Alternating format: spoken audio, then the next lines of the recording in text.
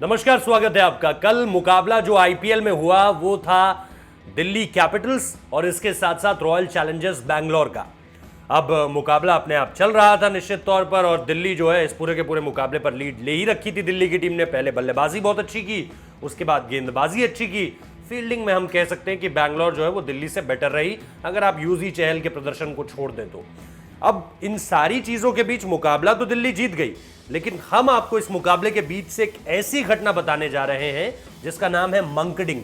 मंकडिंग आपको याद होगा 2019 में रविचंद्रन अश्विन ने जॉस बटलर के खिलाफ भी की थी राजस्थान रॉयल्स के अगेंस्ट, और उसके बाद पंजाब की टीम मुकाबला जीत गई थी। लेकिन जैसे ही ये मंकडिंग होती है सोशल मीडिया पर बवाल मच जाता है। क्या ये play the game in its spirit के हिसाब से चीजें आगे बढ़ती है, यानी खेल को खेल की भावना से खेलो, इस तरह की बहुत सी चीजें होने लगी।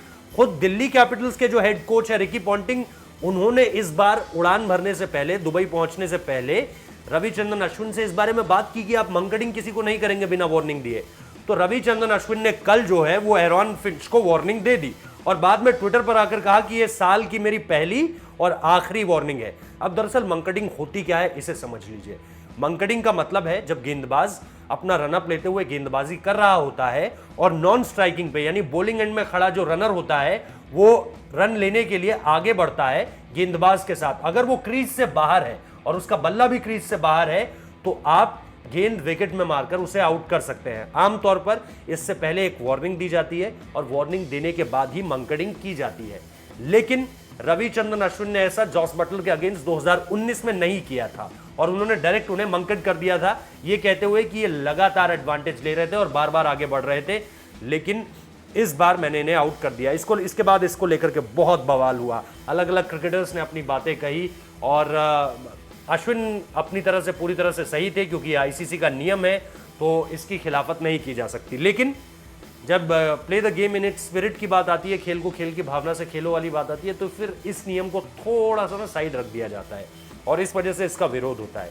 लेकिन कल अश्विन ने यह साफ कर दिया कि अब इसके बाद कोई वार्निंग नहीं दूंगा किसी को, मेरे खिलाफ अगर आप आगे बढ़ोगे नॉन स्ट्राइकिंग एंड से तो मैं आपको मंकट कर दूंगा। अश्विन अपनी जगह पे बिल्कुल सही है, हमें ये लगता है, क्योंकि जब गेंदबाज के लिए लाइन की इतनी सी भी छूट नहीं है तो फिर बल्लेबाज के लिए क्यों हो, और निश्चित तौर पर जो नियम है सो नियम है। तो अश्विन ने कल मंकडिंग को लेकर अपनी पहली और आखिरी वार्निंग दे दी साल की। अब डिपेंड करता है बाकी के बल्लेबाजों पर कि वो किस तरह से इस वार्निंग पर रिएक्ट करते हैं। फिलहाल इस वीडियो में इतना ही।